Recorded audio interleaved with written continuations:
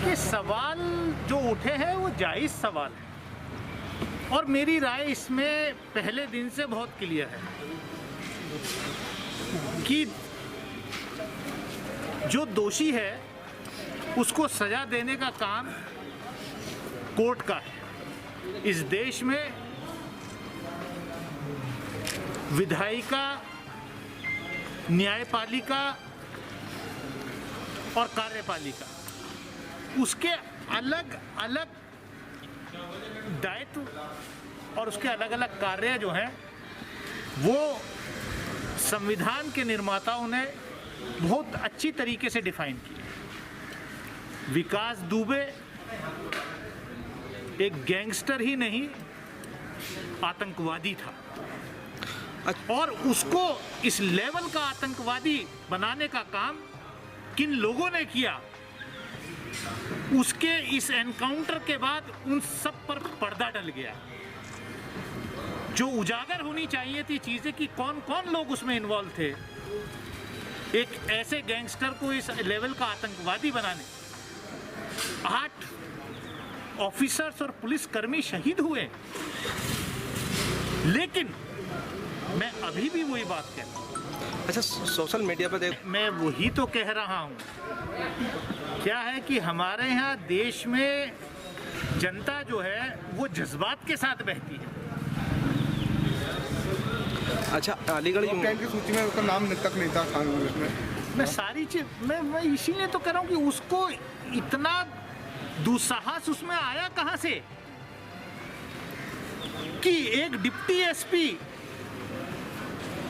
2 SO inspectors और मतलब 8 police officers और सिपाहियों की उसने हत्या कर दी। अच्छा, दावा, उनके साथियों का दावा किया था कि वो बसपा से भी टिकट लेना चाहते। देखिए, फिर हम लोगों की सोच इतनी संकीर्ण हो गई है कि असली मुद्दे को डाइवर्ट करने के लिए सपा, बसपा, भाजपा, कांग्रेस, बात ये नहीं है। बात ये है कि जो संविधान है हमारा, उस संविधान की रक्षा होगी कि नहीं होगी, उस संविधान के तहत इस देश में कानून का राज होगा कि नहीं होगा। अगर विकास दुबे एक आतंकवादी था, उसने हमारे पुलिसकर्मियों को शहीद किया, तो उसका मतलब ये नहीं है कि उसके सारे जो जुर्म हैं उस पर पर्दा डालने के लिए जो ये तथाकथित एनकाउंटर हुआ, इसकी भी जांच होनी चाहिए। आपको किसी ने ये हक नहीं दिया है कि आप जो है किसी को किस तरह जांच चाहते हैं?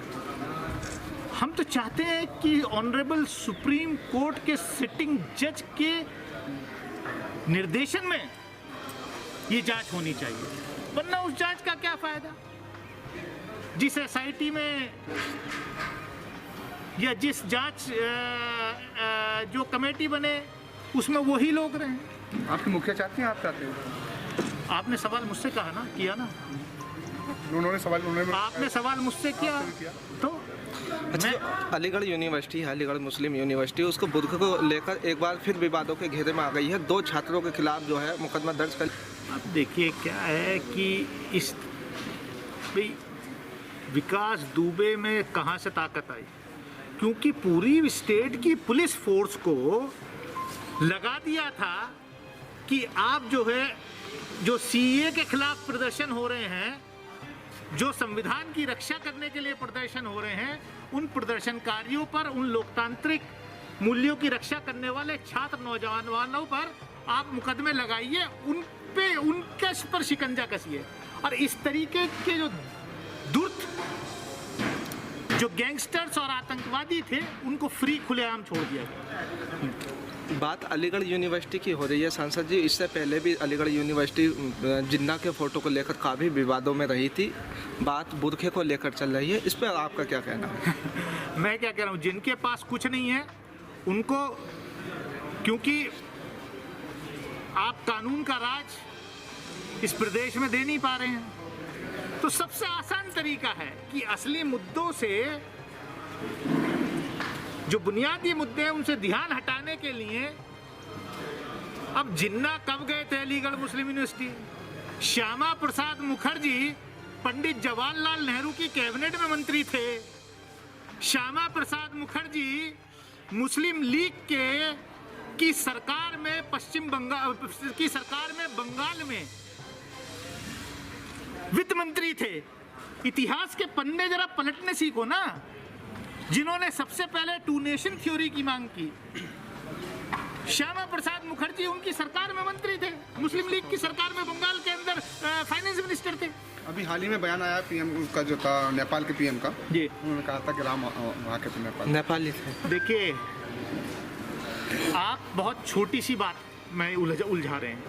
हमारे पड़ोसी मुल्क, आखिर कौन सी वजह होगी कि पिछले 6 साल के अंदर हमारे सारे पड़ोसी मुल्क हमारे दुश्मन हो गए? नेपाल से जिसके साथ हमारा रोटी बेटी का रिश्ता था, आज वो हमारे खिलाफ खड़ा हो गया।